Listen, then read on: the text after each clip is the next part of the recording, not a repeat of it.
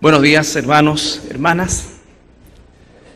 Les saludo en el amor del Señor y también, como cada día domingo, tenemos el privilegio de que en otros lugares nos puedan estar viendo o escuchando, así es que también les bendecimos por medio de este tiempo y damos gracias a Dios por esta oportunidad que la tecnología nos brinda, usándola correctamente, a favor de aquellos que por alguna razón no han podido venir, ¿no es cierto?, y aquellos que están fuera incluso del país. Así es que vaya también para ellos nuestro afecto, nuestro cariño y sobre todo que el Señor les bendiga.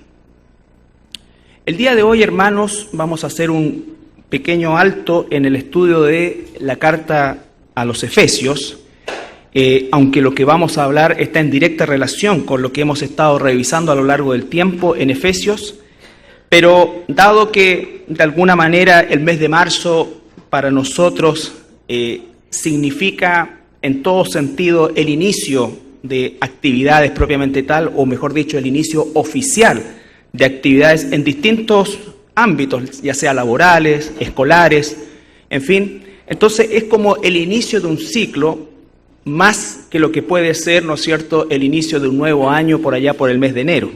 Marzo, para nosotros, en nuestro, diríamos, biorritmo de vida social o cultural, marzo representa el inicio de las actividades, en todo orden, ¿no es cierto?, el regreso de las vacaciones, el inicio de las clases, como dije, ¿no es cierto?, y bueno, y la iglesia tampoco está ajena a esa situación.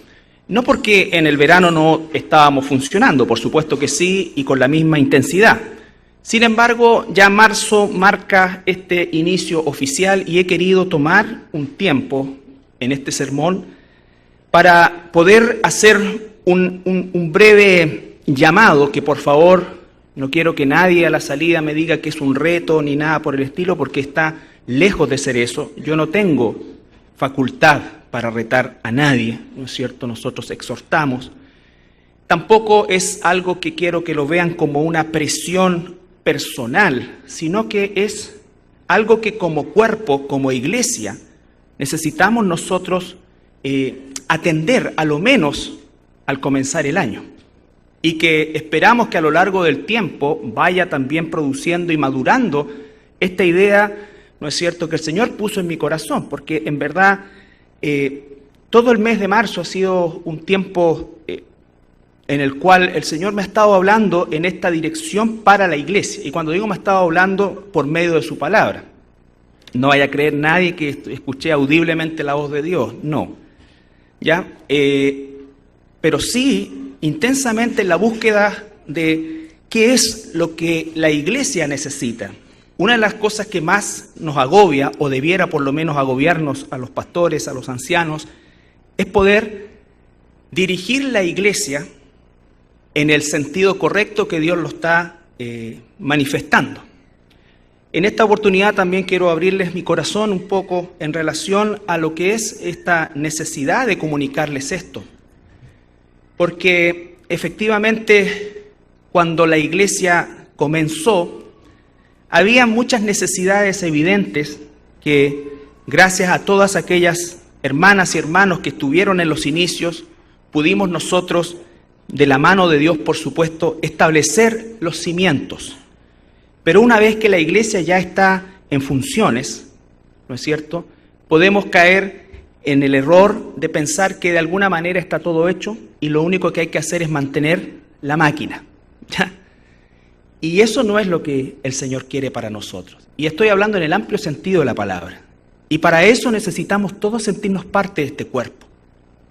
Y para sentirnos parte de este cuerpo tenemos que tener necesariamente, en primer lugar, por supuesto, un compromiso con el Señor, pero en segundo lugar, y al ladito de eso, un compromiso con la iglesia.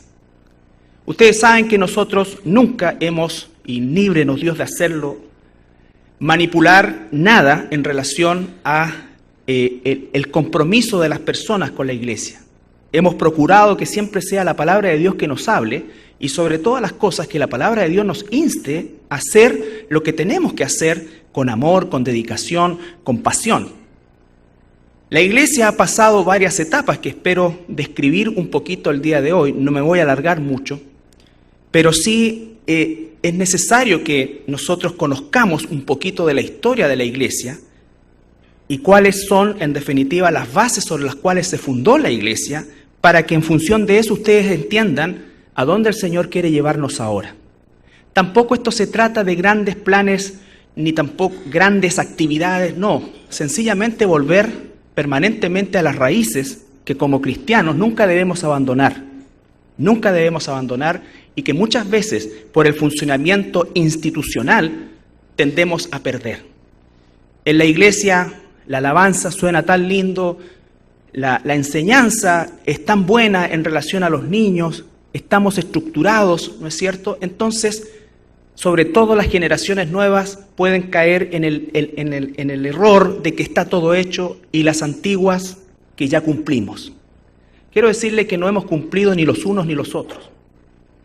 Cuando nosotros analizamos la vida de los apóstoles y de los hombres y mujeres que sirvieron al Señor durante todos los siglos, ellos sirvieron hasta el último día de sus vidas.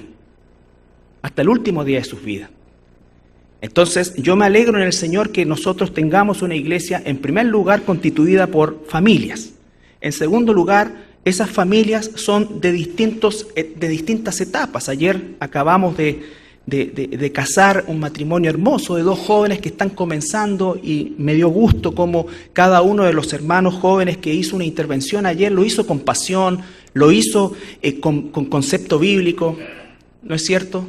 A lo mejor alguien piensa hoy, pero que desubicado, no, a tiempo y fuera de tiempo. Siempre es buen momento para hablar del Señor, cuando se hace y como lo hicieron ellos. Y eso a mí me llena de alegría porque significa entonces que nosotros estamos una parte del trabajo haciéndola bien. No es responsabilidad nuestra la madurez de las personas, no es responsabilidad nuestra el crecimiento de las personas, pero sí es responsabilidad nuestra la guianza, la alimentación, la dirección, la exhortación. Entonces yo de alguna manera lo que les estoy diciendo y lo que estoy tratando de transmitir es que todos aquellos que pertenecemos a este cuerpo y que realmente nos sentimos parte de él, comencemos a vivir de esa manera, como que fuésemos y como que somos realmente parte de él. Pasar de ese nivel de asistente a ser realmente un miembro del cuerpo. Pasar de esa cosa esporádica a ser realmente alguien permanente. No estoy diciendo que cada vez que se abra la puerta de la iglesia tú estés ahí, no. Pero sí que tu presencia, sobre todo estoy hablando a los hermanos antiguos, sea algo frecuente, algo visible, algo práctico. Les vuelvo a insistir, algunas personas pueden venir acá pensando que algo pueden obtener de la iglesia o la iglesia les puede ayudar en algo. ¿Por qué? Porque esa es una concepción humanista que desgraciadamente se insertó hace varias décadas ya en la iglesia, que como que la iglesia sirve para arreglarle la vida a las personas. Y no es así. La iglesia existe para dar gloria a Dios, para vivir vidas que santifiquen y para dar gloria a Dios. De esa premisa se deriva todo lo demás. Pero la iglesia no es un gran centro psicoanalítico de algún tipo donde te venimos a solucionar la vida, no. No. La iglesia es para entrenarnos, para ser transformados por el Espíritu Santo, para ser realmente servidores de Dios, agradar a Dios. Ese es el primer propósito y la razón de la existencia de la iglesia. Por supuesto que la iglesia tiene un rol en todas las áreas, porque somos parte de un cuerpo. Pero la iglesia no tiene como primera línea solucionar los problemas de tu vida, ni de la mía. Entonces, todos esos conceptos tenemos que nosotros irlos moldeando, porque mucha gente piensa que tiene su vida resuelta, entonces la iglesia es algo más dentro de lo mucho que hace. No hay mayor diferencia entre ir quizás de paseo y venir a la iglesia. Está dentro del campo de las opciones. Pero si realmente somos parte de este cuerpo, ya no va a ser de esa manera. Tiene que ser efectivamente de otra manera, de la manera del Señor. Y vuelvo a insistir, esto no tiene que ver con que se abra la puerta y cada vez que pase un auto por ahí estés tú ahí. No.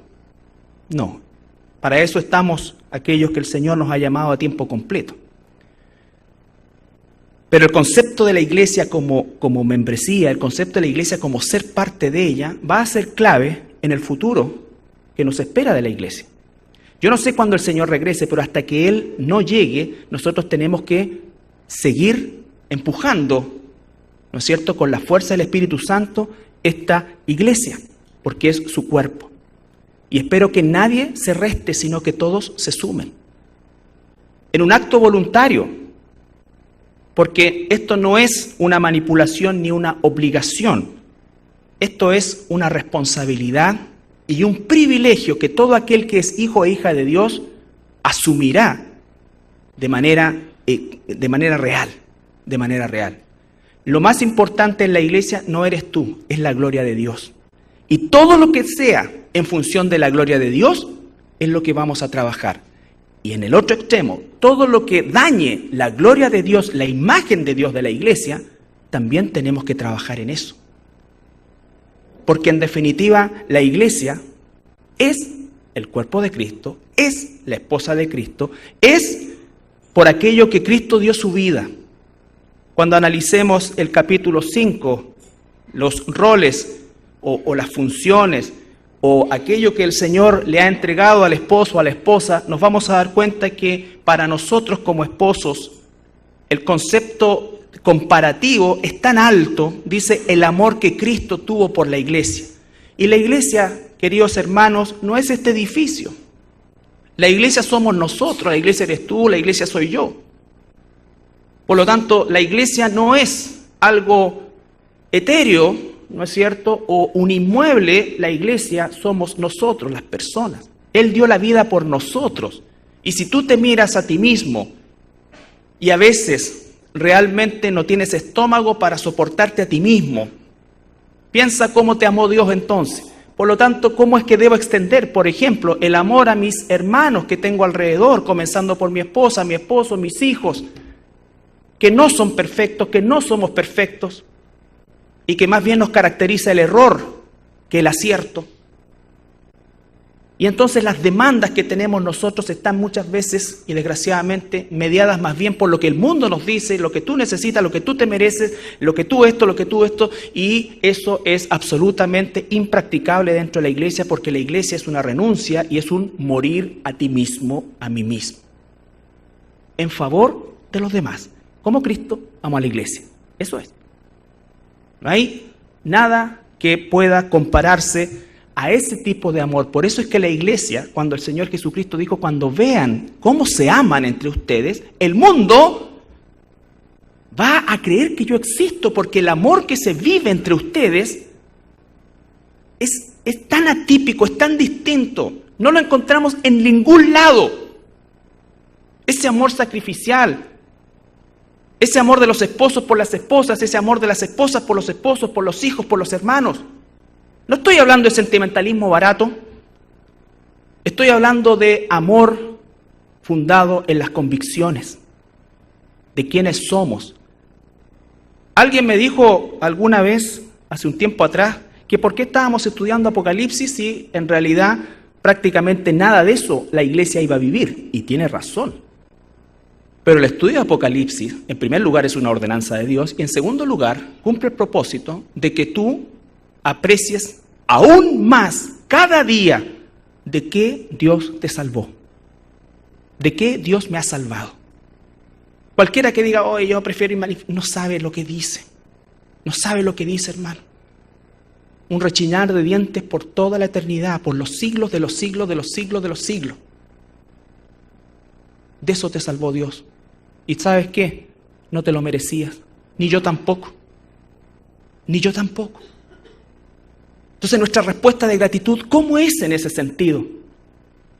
Yo no quiero que esta iglesia sea una iglesia cómoda, donde las personas puedan sentarse aquí solamente y analizar si lo que dijo el que está delante le sirvió un poco, no le sirvió, y si hay alguna actividad para los niños, si hay alguna cosa así. ¿Por qué? Porque después incluso nos ponemos criticones de lo que hay. Oye, en realidad, y entonces las peleas empiezan por cosas tan nimias como decir, oye, la colación de los niños, pero que debieron haberle dado esto. Entonces, ¿ya empieza la cosa? ¿O debería ser de esta manera o acá o allá? No estoy diciendo que no se puedan hacer sugerencias, por supuesto. Estoy hablando de la queja. Estoy hablando de la queja, estoy hablando de aquello que no construye, sino que aquello que ni siquiera aporta algo. Por lo tanto, cada uno de nosotros, donde no me excluyo, al contrario, primero que todos, porque tengo una responsabilidad que no se puede delegar, pero sí se puede compartir.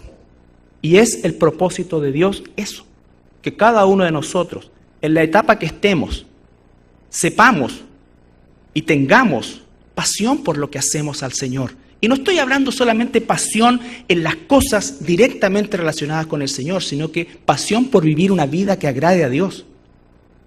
Pasión porque en medio de la injusticia nosotros tenemos consuelo de Dios y aún ahí mantenemos nuestro testimonio como hijos de Dios. Pasión por agradar a Dios. Nunca agradamos más a Dios, por ejemplo, que cuando injustamente somos tratados o acusados y respondemos como el Señor respondió. Toda esta filosofía tonta que la gente trata en el mundo evangélico, en gran parte de él, de parecerse al Señor, tratando de emular sus milagros, ahí no nos parecemos al Señor porque aún el diablo hace milagros. No digo que el Señor no haga milagros. ¿Sabes qué? Un verdadero hijo e hija de Dios es cuando logra el Espíritu Santo darle tal convicción y poder de no abrir la boca aunque lo conduzcan al matadero. Yo no estoy en esa etapa, se los aviso. Pero quiero estar. Y quiero morir luchando por eso. ¿Sabes por qué? Porque eso agrada a mi Señor. No importa lo que diga el mundo, lo que diga incluso el mundo cristiano, hoy día muy dado al concepto de los derechos. Cuando tú lees Apocalipsis, cuando se das cuenta de dónde Dios te salvó, te das cuenta que la palabra derecho es algo que es un lujo para nosotros, que solamente podemos tener en algunos aspectos en relación a lo que Dios hizo por nosotros. No nos engañemos, hermanos. El mundo como está, pareciera que las cosas van de alguna manera a mejorar o por lo menos se van a mantener. Ustedes saben cuál es la dirección que tiene este mundo. Sin embargo, nosotros debemos ser la gente más optimista, más alegre, porque nuestro destino ya está sellado. Por lo tanto, nada podrá separarnos del amor de Dios que es en Cristo Jesús. Ni la muerte, ni lo alto, ni lo profundo, ni nada, dice. Entonces sí, vive feliz, vive con gozo. No te amargues por aquello que el mundo se amarga. En un abrir y cerrar de ojos, todo esto va a haber terminado. Y sabes que si tú y yo somos verdaderos hijos de Dios, vamos a abrir nuestros ojos en una eternidad inconmensurable, incomparable. Esto va a ser un punto en la eternidad. Cuando el Señor Jesucristo dice, busca las cosas de arriba, no nos está diciendo, abstráete de los problemas y hace no, está diciendo, mira con perspectiva esa pelea, esa discusión, ese problema, esa necesidad, que aquí en la horizontal nos agobia y el mundo, y me quiero colgar y todas estas cosas, como las cosas pasionales que existen en el mundo no se rige, hermanos, por la razón, se rige por el estómago, por los intestinos. Decisiones pasionales. ¿Por qué creen ustedes que el 80% de este país debe 3-4 veces lo que gana? Por cierto, hay un problema en el sueldo mínimo y todo eso, pero no está ahí la raíz. La raíz está en que el ojo no se cansa de mirar. En que nunca hay límite. Nunca hay límite. Y como el mundo te dice, tú te lo mereces, métete aquí, 27 cuotas, 38 cuotas, 50 cuotas, parece una cadena perpetua. Entonces cuando alguien te dice, oye, pero métete nomás si tú no tienes ninguna deuda. ¿Pero por qué? ¿Por qué? ¿Qué voy a ganar con esto? No entiendo. ¿Cuál es el propósito? ¿No es cierto? En ese sentido, en todos los sentidos, entonces vivimos en una vorágine y nosotros no somos del mundo. La palabra iglesia deriva de la raíz griega que significa, se dice, ¿no es cierto?, eclesía, que significa los llamados afuera, los sacados afuera. ¿De dónde? De esta vorágine del mundo. Estamos en el mundo, pero no somos del mundo. Eso es eclesía. No significa que nos aislamos, significa que son los principios de Dios los que nos guían en medio de esta generación maligna y perversa. Pero para eso tú tienes que crecer, para eso tú tienes que comprometerte, para eso tú tienes que realmente ser parte de este cuerpo, porque no me vengan con eso que nosotros, no, mira, en realidad yo con la iglesia ya no quiero nada, pues estuve como en 3, 4 iglesias, me pasó esto, ya como a la cuarta vez uno dice, oye, parece que el problema no es la iglesia, soy tú, pues si el factor común de todos los problemas que he tenido soy tú. Que aquí me dijeron así, que aquí me miraron allá, que aquí esto acá, que... Porque no existe el traje a la medida. Eso lo hacen los políticos, ¿no? Pero no existe el traje a la medida. No existen. Porque de lo contrario, o sea, si encuentras una iglesia sin problema y quieres estar ahí, mejor no vayas porque tú la vas a echar a perder. Déjala ahí nomás. Si yo creyera que existe algo así, pero no existe. Pero si llegase a existir, no vayas para allá porque seguro tú la vas a echar a perder. ¿Cómo practicaríamos la paciencia, el amor, el someternos, el sujetarnos unos a otros si fuera todo idílico? Todo idílico. Es como cuando la iglesia a uno le dice, no, pero es que allá en la iglesia van, que todas estas personas son sinvergüenza, todo. Y yo le digo, sí, pero siempre hay espacio para un sinvergüenza más. ¿Por qué no vas? Si ahí todos fuimos ex sinvergüenza y todo lo que aquí, nadie es blanca paloma ni nada, ¿no es cierto? Todos tenemos nuestro historial, nuestra mochila que Dios nos ha perdonado y en función de eso, por supuesto que estamos en el proceso de gratitud y decir, Señor, heme aquí, ¿qué quieres que haga? Enséñame a amar a mis hermanos, a mis hermanas, enséñame a amar a los inconversos en la necesidad que tienen. No es lo que veo exteriormente, este gallo, no, mira, esto, no. Que su alma, el Espíritu Santo te lleva a ver la necesidad imperiosa del alma de esa persona. Ese es un proceso, no es de la noche a la mañana, por supuesto que no, pero si no lo comienzas, nunca lo vas a vivir y nunca vas a ser completamente útil para el propósito de Dios. Dice la palabra en 2 Corintios capítulo 11.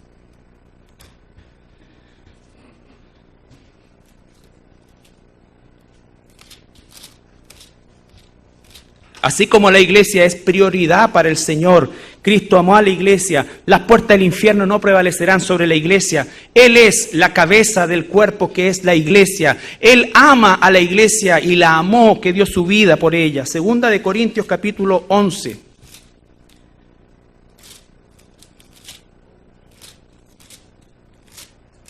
Ya les digo el versículo 28.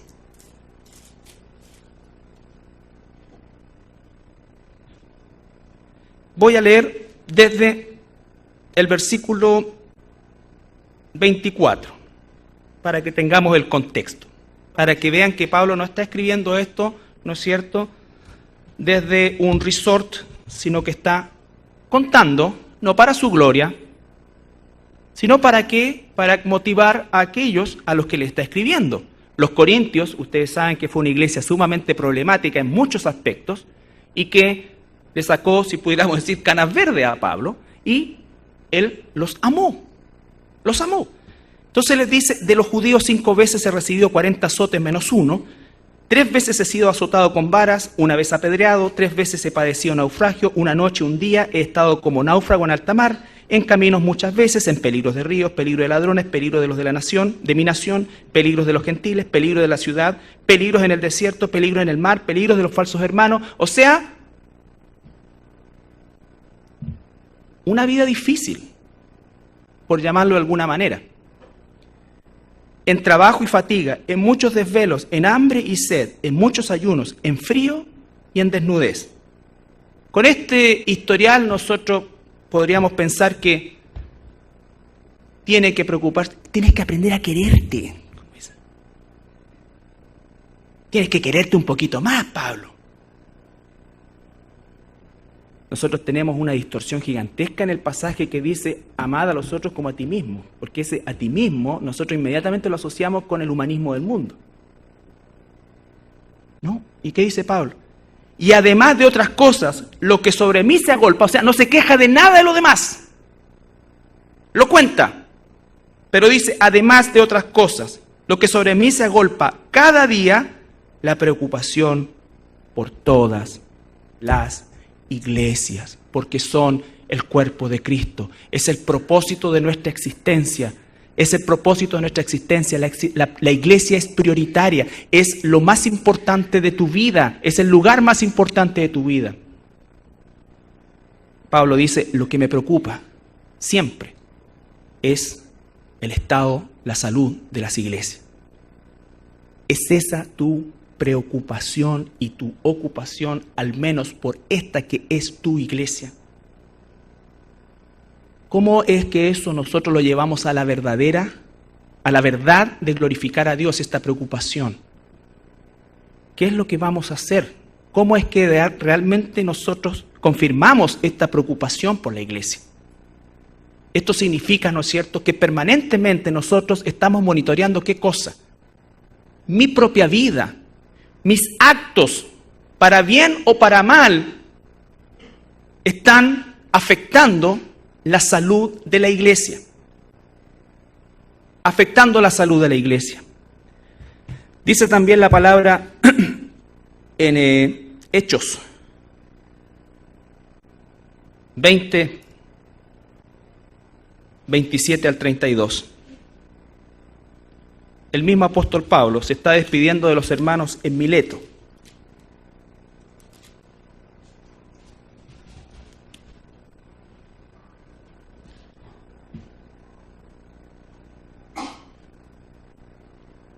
Por supuesto, usted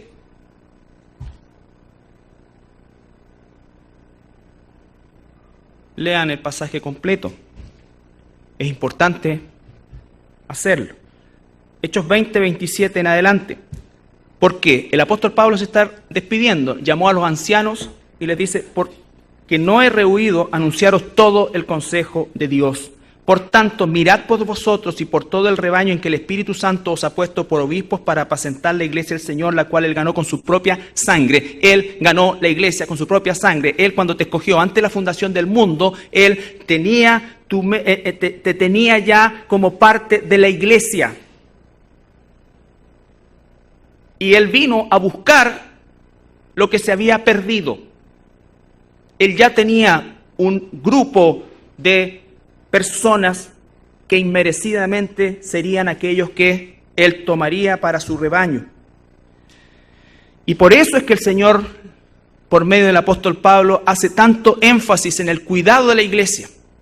Cuando esta iglesia comenzó, hace 25 años atrás, cuando esta iglesia comenzó, hermanos, nuestra primera lucha fue, si hablamos doctrinalmente, fue poder sacudirnos todos y establecer una verdad en función del trasfondo cultural que todos traíamos, cual más, cual menos. Y ese trasfondo cultural era el catolicismo romano.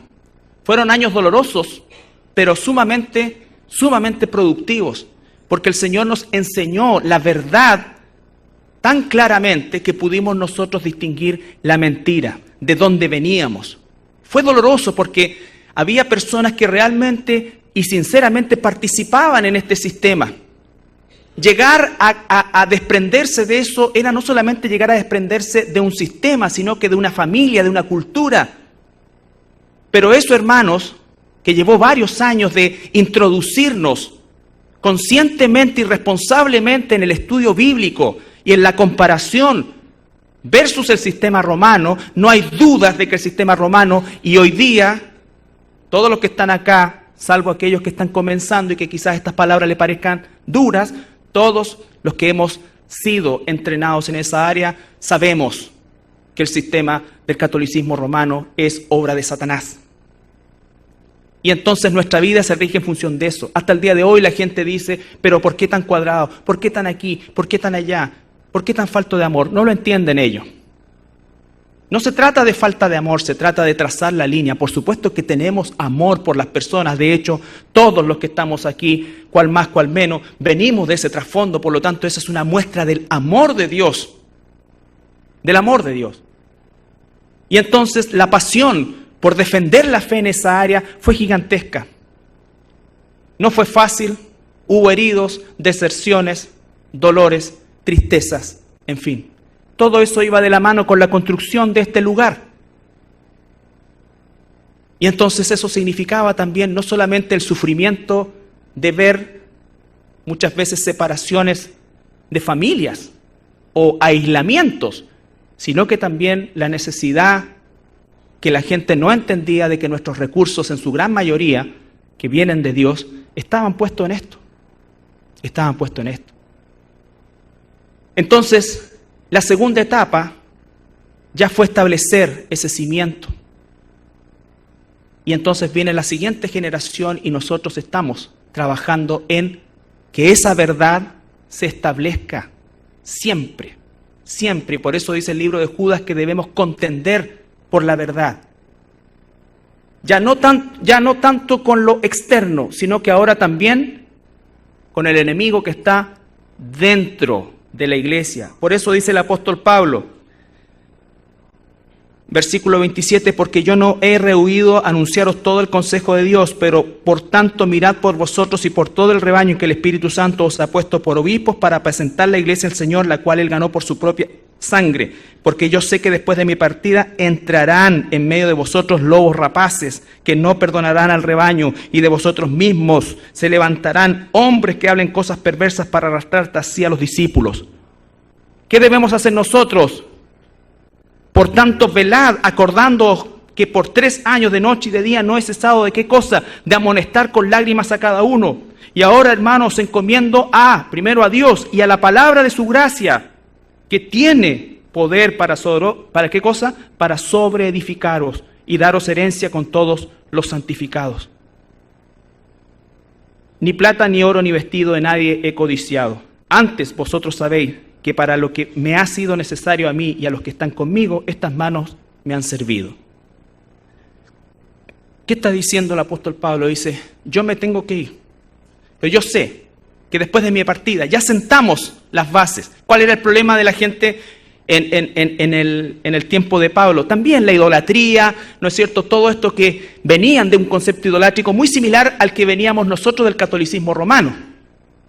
Pero una vez que eso se estableció, ahora cuídense de los que de adentro mismo van a empezar a torcer, que es lo que está pasando desde hace rato ya en el mundo cristiano, o pseudo cristiano, no sé ni cómo llamarlo. Están introduciendo herejías y a veces por ese falso concepto del amor, nosotros mismos dejamos que esas personas vayan ocupando espacios. Y eso, hermanos, también lo hemos vivido. Y también ha sido doloroso. Pero sé que lo vamos a volver a vivir. Sé que lo vamos a volver a vivir. Pero en eso tenemos que estar todos en guardia. Todos en guardia. No significa mirar, ¿no es cierto?, con recelo cada cosa, no. Pero el Espíritu Santo nos habla cuando algo empieza a ser fuera de la voluntad de Dios. Fuera de la voluntad de Dios. Por eso es que entrenamos en la palabra de Dios. Porque no podemos ser llevados por cualquier viento de doctrina. Que empieza a decirle a la gente, mira, ven, esto acá en realidad no es tan así, en realidad y se las dan de grandes expositores, ¿no es cierto? Y te invito a la casa porque tenemos un grupito, entonces fue doloroso. Gente se nos vino encima. Fuimos maltratados, no al nivel de Pablo, pero fuimos maltratados. Pero ¿cómo? O sea, no nos dejan hacer nada, que esto y uno no tiene libertad.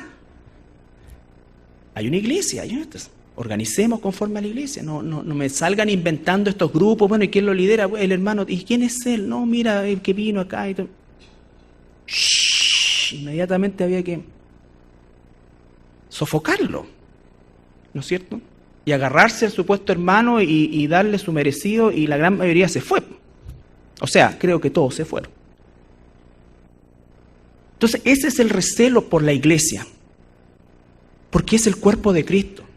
Entonces hoy día que somos muchos más, necesitamos tener mucho más compromiso. Yo no quiero que aquí sea una iglesia de asistentes, sino que realmente de miembros, que el nivel de asistentes sea siempre el menor y sea la gente nueva que vamos a entrenar, que vamos a cuidar, que vamos a guiar. Pero no esta cosa de que nosotros hoy día podemos, ya está como todo hecho, entonces bueno, si yo no voy, seguramente alguien va a ir. Sí, es cierto eso, pero necesitamos nosotros entender el llamado que Dios nos ha hecho, por los años que nos queden por delante. El apóstol Pablo estaba a punto de que le cortaran su cabeza, ¿no es cierto? Y él dice, yo todavía no lo he logrado, todavía me extiendo hacia adelante. Tenía más de 60 años. A veces nosotros ya con 45, 50 años, bueno, yo ya cumplí, ahora voy a darle paso a los jóvenes. ¿Qué es eso? A mí me encantan los jóvenes, los amo, pero no quiero una iglesia de adolescentes. La iglesia tiene que ser dirigida por nosotros, los que hemos vivido con Dios. Los que le hemos dado más de la mitad de nuestra vida a la iglesia. No porque nos sintamos posesivamente de ella, sino porque debemos cuidarla. Y para eso tengo que involucrarme con los demás, involucrarme con la gente nueva, involucrarme con los jóvenes, transmitirle esto, monitorearlos, cuidarlos, para que cuando el Señor los llame a ellos, a otros lugares, a otra posición, a ir naturalmente ocupando como ha sucedido aquí en la iglesia, sean jóvenes que están cuidados, protegidos. Y para eso necesito que la gente antigua, que amo y con los que comenzamos, deje de pensar que ya cumplió y se jubiló. Deje de pensar eso. Hasta que el Señor me dé fuerza y esté cuerdo, porque cuando ya empieza a hablar tontero, usted amorosamente me saca, ¿no es cierto? No me lleguen donde las monjas, me dejan ahí sentadito en la piedra que tengo en el patio y tranquilo, con mis perros y chao, está bien. Pero si no, vamos a seguir. Vamos a seguir. No significa que voy a ser el único pastor, el Señor va a levantar pastores acá, va a llevar a otros pastores para allá, pero todavía el modelito sirve, po.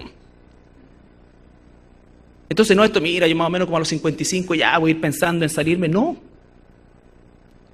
Entonces, eso, hermanos, es lo que necesitamos. Porque si no, nos vamos a juntar dos grupos, las personas nuevas, inmaduras, y algún lobillo por ahí entre medio, y las personas antiguas que empiezan como a retirarse, entonces no, que empiecen otros que ocupen estos lugares, yo ya he estado tantos años y a lo mejor va a estar toda la vida. Porque para eso te llamó el Señor.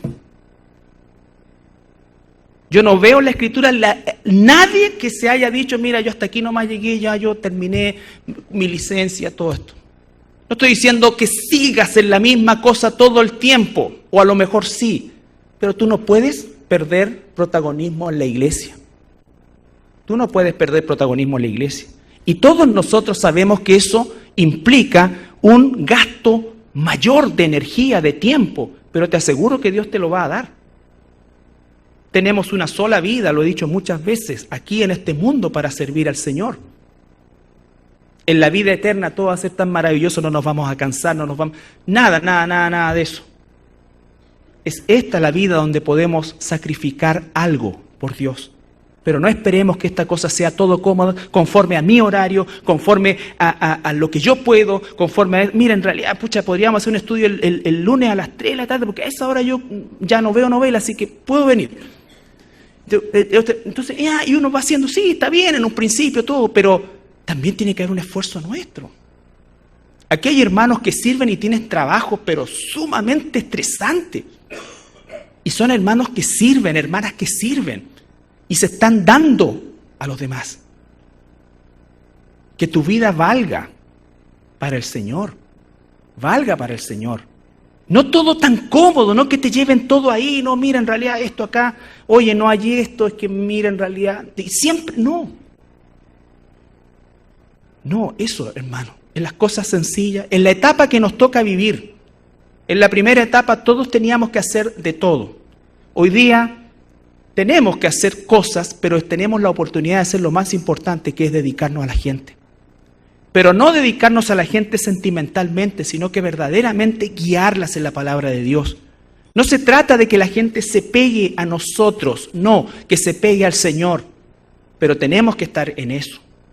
Tenemos que estar en eso. El apóstol Pablo dice, cuídate ahora, ya que sentaste la doctrina, cuídate de los que están, ¿no es cierto?, entrando encubiertamente y pueden traer doctrina falsa a la iglesia y provocar, ¿no es cierto?, daño a la iglesia.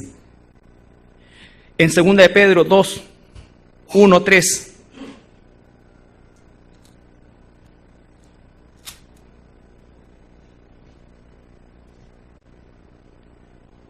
El apóstol Pedro nos advierte exactamente lo mismo.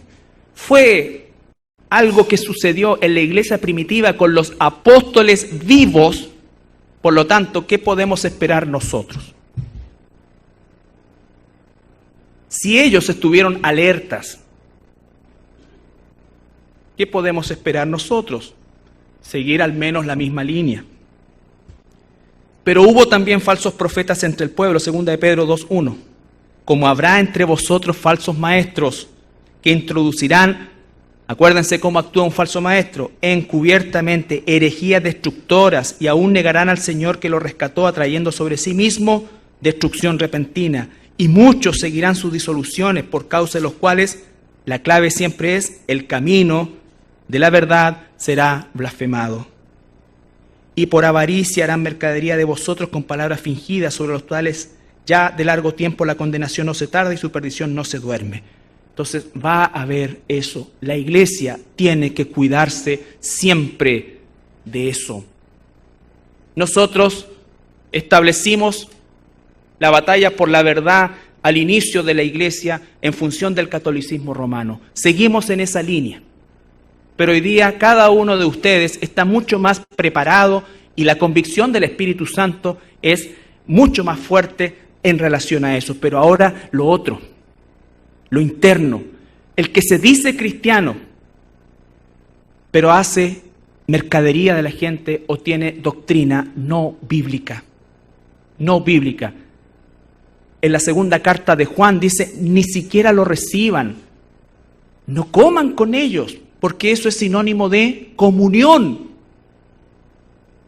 Y ha sido doloroso. Para mí, para ustedes, ha sido doloroso. Pero el que trae otra doctrina, yo no le puedo decir bienvenido. Y ahí no se está refiriendo a los testigos de Jehová, se está refiriendo a aquellos que se llaman cristianos, pero están con un evangelio torcido. Entonces debemos tener cuidado en eso, y para eso es que nos fortalecemos como cuerpo, pero necesitamos ese compromiso. Necesitamos ese compromiso. 1 Timoteo 3:15.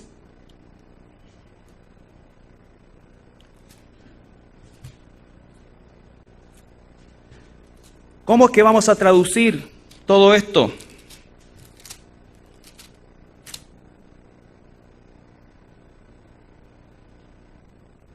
Versículo 14 y 15.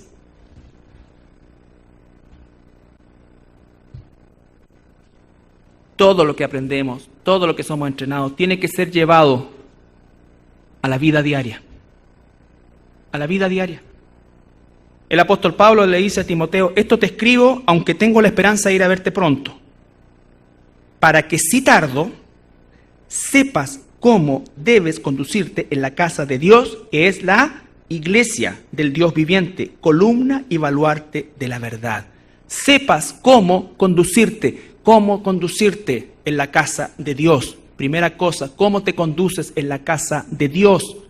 ¿Cuál es tu compromiso con la iglesia, con el cuerpo de Cristo? Tu disposición, tu disponibilidad, tu humildad, tu amor, tu entrega. A todo nivel, en todo sentido, nunca jamás, vive Dios que ha sido así. Desde este púlpito hemos manipulado la situación económica de nadie. Pero es triste saber muchas veces que hay personas, familias de tiempo que nunca han dado nada a la iglesia en lo material. Y eso es pecado. No necesitamos hacer un estudio del diezmo ni empezar a leer Malaquías, ¿por qué le robas a Dios? No, pero decir que eso es pecado. No se trata de cuánto tengo, sino que de la disposición de mi corazón. La Biblia dice, según haya sido prosperado según tenga sus posibilidades, según eso, pero debe ser constante, debe ser permanente. ¿Por qué? Porque es un compromiso. Aquí no hacemos la campaña de los Gedeones, los Sansones, y esto, y trae 10, y si no, esta iglesia va a dejar de funcionar, y entonces la palabra de Dios, ¡ay! Y por culpa van, no. Si tú amas a Dios en todas las esferas, tú no tendrás problema de entregar eso también a Él de manera constante, y confiar en Él, y confiar en Él.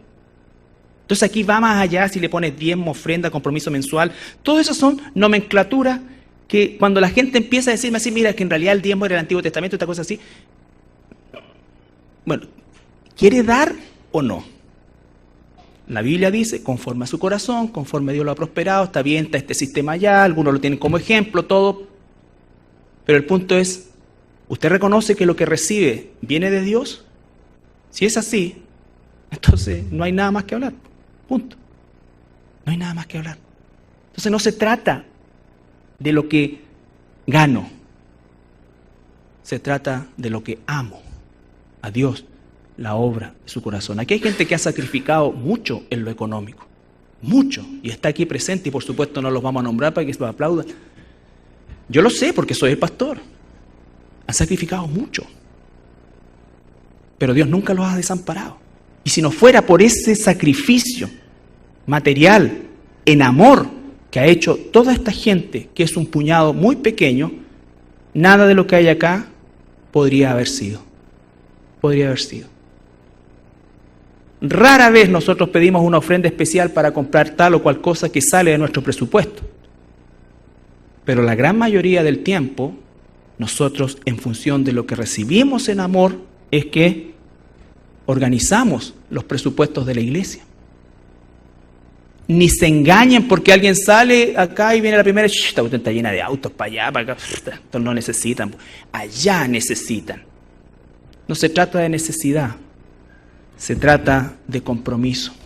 Si esta es tu iglesia, este es tu compromiso. Este es tu compromiso.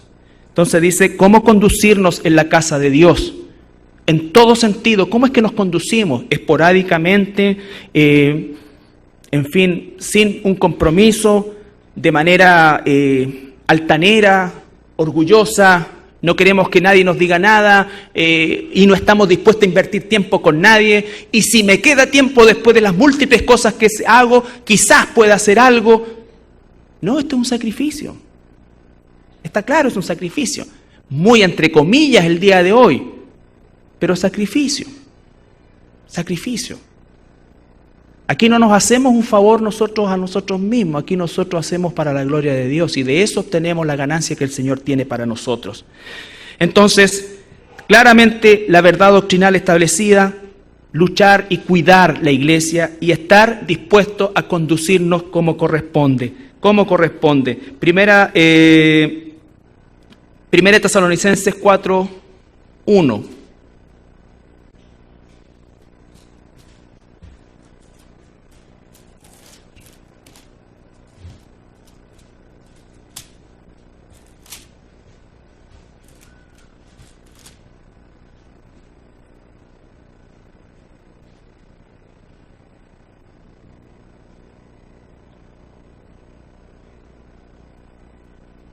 Por lo demás, hermanos, os rogamos y exhortamos en el Señor Jesús que de la manera que aprendisteis de nosotros, como os conviene conduciros y agradar a Dios, así abundéis más y más. La única manera en que la gente va a poder ser enseñada correctamente no es solamente con el traspaso teórico de lo que la Escritura dice. Por supuesto que eso es sumamente importante, necesario y es el punto de partida.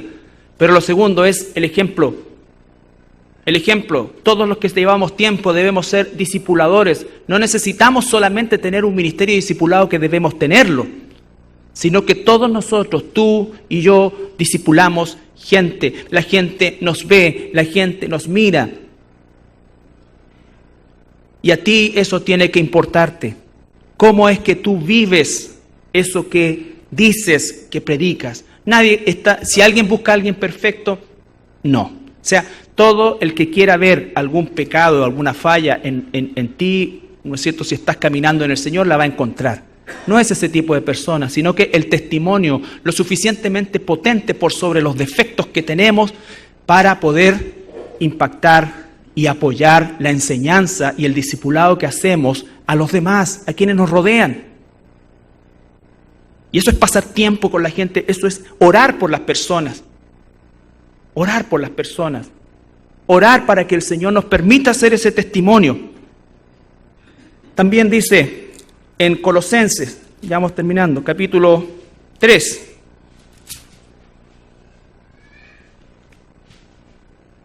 Todo el capítulo 3, hasta el versículo 1, hasta el 17, no lo vamos a leer todo, solamente algunas cosas. Versículo 1, si pues habéis resucitado con Cristo, buscar las cosas de arriba, donde está Cristo sentado a la diestra de Dios, poner la mira en las cosas de arriba, no en las de la tierra. Eso significa un estilo y una forma de vida. No que despreciemos cosas, sino que nuestra motivación de vida viene de arriba, de quiénes somos. Somos hijos de Dios.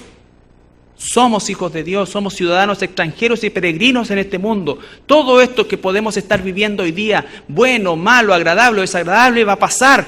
Hay una eternidad que nos está esperando. Vivamos conforme a esa eternidad, no a la temporalidad terrenal o a la circunstancia que a veces puede ser triste, a veces puede ser alegre, a veces puede... Y entonces andamos como el mundo, viviendo más por las emociones que por las convicciones. Y esas emociones son las que nos hacen tomar las malas decisiones. Porque entonces no voy más, no estudio más, no sigo más. Nosotros tenemos que vivir por las convicciones. Eso no es un privilegio de unos pocos iluminados, es una estupidez que las sectas y las falsas iglesias promueven. Ese es un privilegio, un derecho y una obligación que cada hijo e hija de Dios tiene. Las convicciones, quién soy en Cristo. Haced pues, versículo 5, como consecuencia de eso, haced pues morir lo terrenal en vosotros, fornicación, impureza, pasiones desordenadas, malos deseos, avaricia, que es idolatría. Todos los días tengo que hacer morir eso. Eso muere y vuelve a aparecer mañana. Muere y vuelve a aparecer mañana. Todos los días. Después estoy más entrenado en matarlo. Pero hasta que yo salga de este cuerpo, va a tender a salir. Por eso es que día a día, vive un día a la vez. Este día mata tu orgullo. Todo aquello, tu impureza, pasiones desordenadas, malos deseos, tu avaricia. Cosas por las cuales la ira de Dios viene sobre los hijos de desobediencia. Nosotros no somos hijos de desobediencia. Dios va a castigar a todos los hijos de desobediencia por estos pecados. Por eso es que nosotros no podemos vivir como ellos, porque nosotros no somos hijos de desobediencia. En los cuales, versículo 7, por si a alguien le queda una duda, en los cuales vosotros también anduvisteis en otro tiempo, pasado. En otro tiempo. Hoy día soy un hijo de Dios. El poder de Dios, el poder del Espíritu Santo me da lo que no tengo para matar la impureza, la pasión desordenada, los malos deseos, la avaricia. Eso que me gobernaba antes, hoy día no me gobierna. Va a tender día a día a hacerlo, pero yo tengo el poder del Espíritu Santo no para hacer estupideces, ni para hablar babosadas, sino que para poder vencer esa naturaleza que coexiste conmigo hoy, pero yo soy una nueva criatura. Eso, hermanos, de eso se trata el cristianismo. De eso se trata ser hijo de Dios. Pero dejad también vosotros todas estas cosas, ira, enojo, malicia, blasfemia, palabras deshonestas de vuestra boca. Y Dios te prueba en cosas que son sencillas, simples. No necesita hacer grandes cosas para muchas veces darnos cuenta que estamos ahí todavía. Pero si estamos ahí todavía, no hagamos un berrinche y digamos, nadie me saca de aquí. Así soy, así voy a morir. No eres cristiano. El verdadero hijo de Dios se duele, la verdadera hija de Dios se duele y retoma. Y sabe que va a venir otra prueba, pero está preparado. Hermanos, dice el apóstol Pedro, no se sorprendan cuando venga la prueba. ¿Por qué los cristianos nos sorprendemos cuando viene la prueba? Porque no estamos preparados. nuestras reacciones, nuestra forma de ser. Y eso lo ve el mundo. Tú tienes que saber, esto va a venir y estás ahí orando con él. Orar al Señor no significa solamente tener un devocional diario, es todo el día. El Espíritu Santo aquí, usando la palabra de Dios, la decisión que voy a tomar, ahí viene, ¿no es cierto?, esta cosa. Entonces tengo que, Señor, ayúdame, dame la fuerza, sí, estoy claro, dame el poder. Sigue. Eso. No es, Señor, te doy gracias y tal, y después me ducho, salgo y me olvido. No. Todo el día es la meditación, dice la palabra de Dios, en la mente de un cristiano. ¿Por qué? Porque quiere agradar a Dios en todo. Ama a Jesús en todo. No me vengas a decir que amas a Jesús porque las canciones o las alabanzas te hacen llorar y eso. No. Gracias a Dios por eso. Pero eso no es amor a Dios. Amor a Dios es estar pendiente todo el día de no ofenderle. De no ofenderle. Señor, esto que voy a decir, esto que voy a ver, esto que voy a decidir, ¿te ofende? A veces es tan claro, está escrito en la palabra, a veces no es tan claro, pero estoy pendiente. Eso es amar a Dios. Eso es amar a Dios. Amar a Dios no es llorar, ¿no es cierto?, porque algo te acordaste y no. Amar a Dios es todos los días estar sujeto a Él y pensar, meditar. Esto te ofende, Señor. Si alguien viene y me dice esto, voy aquí, ¿cómo voy a responder, Señor? ¿Cómo esto? Por eso dice, no se sorprendan de la prueba, de cualquier tipo.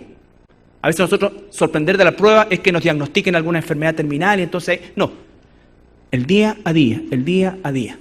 Esta reacción, esto realmente va. ¿Por qué? Porque la gente nos ve afuera. Porque la palabra de Dios, y con esto termino, nos dice en 1 de Pedro.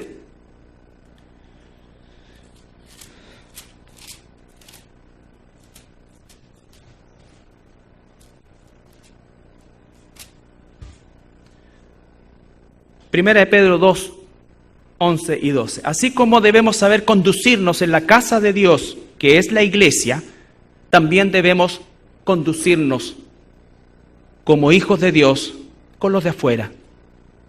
Con los de afuera. Amados, capítulo 2 de Primera de Pedro, versículos 11 y 12. Amados, yo os ruego como a extranjeros y peregrinos. Eso significa que todo lo que tenemos es como si uno arrendara una casa amoblada. No es tuyo. Úsalo, cuídalo, disfrútalo, pero no es tuyo. Somos extranjeros y peregrinos. Que os abstengáis. Para poder abstenernos tenemos que fortalecernos. No es un deseo nuestro. Debe ser un fruto del Espíritu. Pablo dice, yo a veces lo que pienso no lo entiendo porque quiero hacer el bien, pero no logro hacerlo. Y lo que está diciendo con eso es que tengo que seguir siendo perfeccionado por el Espíritu Santo, no debo renunciar. Soy un hijo de Dios y Dios me va a dar el poder. Él pone el querer y el hacer, pero no como un acto de la magia, sino que como una disposición. Pablo tuvo que decir, heme aquí, Señor, sinceramente. Extranjeros y peregrinos, que os abstengáis de los deseos carnales que batallan contra el alma, manteniendo buena vuestra manera de vivir entre los gentiles, para que lo que murmuran de ustedes como malhechores. ¿Qué significa que murmuran de nosotros como malhechores? Que hacemos las cosas no como ellos quieren. No que somos malhechores a los ojos de Dios, sino que a los ojos del mundo hacemos mal las cosas. ¿Cómo se te ocurre casarte a los 21 años? Vive primero, disfruta, gana plata, ten mujeres, anda para allá, esto, acá. Eso es lo que dice el mundo. No te cases, convive acá. Prueba. Métete nomás. Entonces tú vas a actuar de otra manera y entonces el mundo va a decir, estos no tienen idea de nada, estos hacen mal las cosas. Pero dice también, glorifiquen a Dios el día de la visitación al considerar vuestras buenas obras, al considerar cómo tú has vivido en medio de ellos. Cuando Dios los visite, ellos no van a darte gloria a ti, ellos van a dar gloria a Dios, por causa de la vida que tú has vivido en medio de ellos. Entonces, mis hermanas, mis hermanos, 2 Timoteo dice que debemos presentarnos como obreros aprobados, que no tiene de qué avergonzarse. Y eso es una presentación diaria. No solamente está hablando de la presentación el día final, que también tendrá que ser, sino que diariamente presentémonos como obreros aprobados delante de Dios. El propósito de este mensaje es comunicar la necesidad de que todos nosotros entendamos que estamos todos, ¿no es cierto?, comprometidos con la obra de Dios. No con personas, con la obra de Dios. Si te comprometes con la obra de Dios, te vas a comprometer con las personas de la obra, porque la iglesia no es este edificio.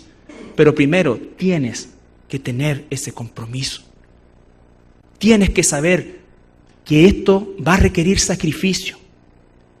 Tienes que hacer una evaluación sincera, abstraerte de qué piensas tú de ti mismo, sino que qué piensa Dios de ti en la condición que te encuentras.